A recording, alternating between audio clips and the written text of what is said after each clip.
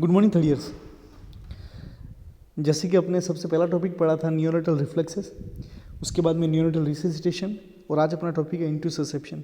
इंटूससेप्शन का मतलब होता है जो अपने इंटेस्टाइन का जो भाग है उसका कुछ पोर्शन उसी के अंदर वापस अंदर की तरफ घुस जाना या अंदर की तरफ चला जाना, जिसको हम इंटूससेप्शन के नाम से जानते हैं। जैसे कि आप यहाँ पर डायग्राम देख रहे हो कि ये जो इंटेस्टाइन है उसका कुछ भाग वापस उसी इंटेस्टाइन के अंदर घुसा हुआ है, जिसको हम इंटूससेप्शन के नाम से जानते हैं। दूसरे डायग्राम के अंदर और क्लियर हुआ है कि ये लंबी सी लेंथ वाली इंटेस्टाइन है जिसके अंदर उसका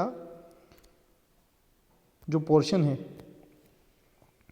ये वाला जो इसके अंदर इंसर्ट हो गया है, और ये वाली इंटेस्टाइन अगर इस वाले पोर्शन को वापस खींचा जाए तो इंटेस्टाइन वापस सीधी हो जाएगी।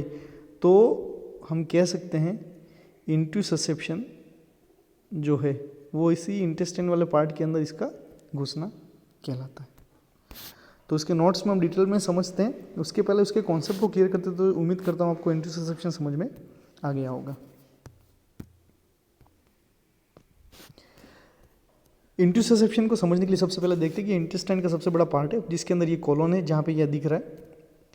अब कॉलन वाले पार्ट की अगर बात करें तो ये इंटेस्टाइन का कुछ हिस्सा वापस उसी के अंदर घुस गया, जिसको अपन इंटूससेप्शन के नाम से जानते हैं। डेफिनेशन की अगर बात करें तो intussusception is the serious condition in which part of the intestine slide into the part of the intestine, की इंटेस्टाइन का कुछ हिस्सा इंटेस्टाइन के अंदर ही चला जाता है, जिसको हम टेलीस्कोपिंग के नाम से भी जानते हैं। जैसे कि पुराने ज़माने में दूरबीन आती थी जो बहुत एक के अंदर एक ऐसे फोल्ड होती थी, और जैसे उसको खींचते तो अपने को लंबा दिखता था, उसी तरीके से इंटूससेप्शन होता है।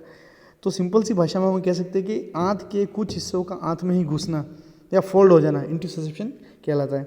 इसका कोई स्पेसिफिक साइन एंड सिम्टम नहीं होता, पर क्लिनिकल मैनिफेस्टेशन की अगर बात करें तो एक पोर्शन का दूसरे पोर्शन में ओवरलैप होने की वजह से वहाँ पे इंटेस्टाइनल ऑब्स्ट्रक्शन हो सकता है, और इंटेस्टाइनल ऑब्स्ट्रक्शन होने की वजह से वहाँ पे आर्टरीज या फिर वहाँ की ब्लड सप्लाई रप्चर हो सकती है। तो stool mixed with the mucus, vomiting, abdominal distension, lethargy, diarrhoea, fever, ऐसे कुछ सिम्टम्स वहाँ पे डेवलप हो सकते हैं। कॉजेज ऐसे कौन कौन से कारण जिसकी वजह से ये होता है, तो कोई भी ऐसा स्पेसिफिक कारण नहीं है, पर ऐसा कहा जाता है कि इंटेस्टाइन के अंदर कोई ट्यूमर या पॉलिप होता है, तो जिसकी वजह से इंटेस्टाइन वाला कुछ भाग या कुछ पोर्शन वहाँ पे ओवरफोल्ड हो जाता है। Age, abnormal intestinal formation during the birth, intussusception की पहली को हिस्ट्री, फैमिली हिस्ट्री, इन वजह से अपने को इंटूससेप्शन हो सकता है। डायग्नोस्टिक इवोल्यूशन की अगर बात करें तो बेबी का इंटेस्टाइन या एब्डोमिनल डिस्टेंशन है तो अपन डायग्नोसिस के थ्रू फाइंड आउट कर सकते हैं, जैसे कि अल्ट्रासाउंड बोलते हैं, सोनोग्राफी, और एब्डोमिनल इमेजिंग जैसे कि एक्सरे है या सीटी स्कैन है, एमआरआई है।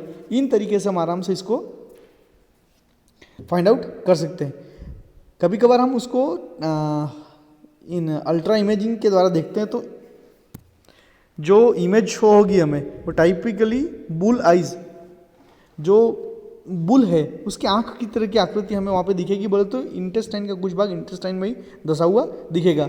दूसरा बेरियम एनीमा या फिर एयर एनीमा से भी हम उसका अगर एक्सरे करेंगे तो कहाँ पे वो फोल्डेड है वो हमें दिख सकता है। सीटी स्कैन के द्वारा, अल्ट्रासाउंड के द्वारा भी हम इसको फाइंड आउट कर सकते हैं। ट्रीटमेंट, ऐसी कोई भी मेडिसिन नहीं है, मेडिकल मैनेजमेंट नहीं जिससे इंटेस्टाइन के इंटूससेप्शन को हम दूर कर सकते हैं। इनिशियली बेबी को क्लियर अमाउंट में आईवी फ्लूइड देना है, उसके इंटेस्टाइन को डिकम्प्रेस करने के लिए हेल्प करना है। उसके बाद में अपन कर सकते हैं सर्जिकल इंटरवेंशन, तो उसका करेक्टिंग सर्जरी की जा सकती है बेरियम एनीमा के द्वारा या सर्जरी के द्वारा, ताकि उसके भाग को वापस रिपेयर करें और इंटेस्टाइन को सही कर सकते हैं। नर्सिंग मैनेजमेंट की अगर इसके अंदर बात करें तो pre operative management, post operative management, intra operative management, इस तरह की मैनेजमेंट को हम नर्सिंग के द्वारा कर सकते हैं। वे सारी केयर जो कि सर्जरी के दौरान दी जाती है, वे सारी केयर जो कि मेडिसिन एडमिनिस्ट्रेशन के दौरान दी सकती है, इन सब तरीके से हम नर्सिंग मैनेजमेंट को कर सकते हैं।